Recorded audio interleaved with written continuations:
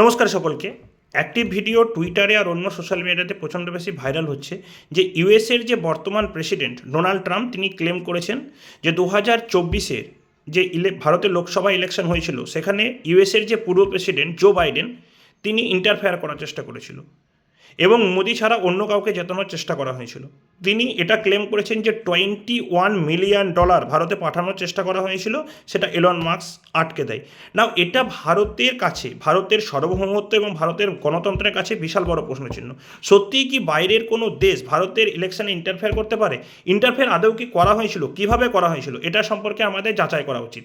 না, ইউএসের যে সোশ্যাল মিডিয়াতে সেম কোশ্চেন করা হচ্ছে যে ভারত সরকার যদি একইভাবে ইউএসের ইলেকশনে যদি টাকা পাঠাতো তাহলে সেটাকে বলা হতো যে পলিটিক্যাল ইন্টারফারেন্স। নাও এখানে ভোটারদের সশস্ত্র করা বা গণতন্ত্রকে আরও সশস্ত্র করা এইসব অজুহাতে টাকা পাঠানো হচ্ছে। না, ভবিষ্যতে যদি এরকম হতে থাকে তাহলে আমাদের সার্বভৌমত্ব এবং আমাদের গণতন্ত্রকে আদৌ বজায় থাকবে?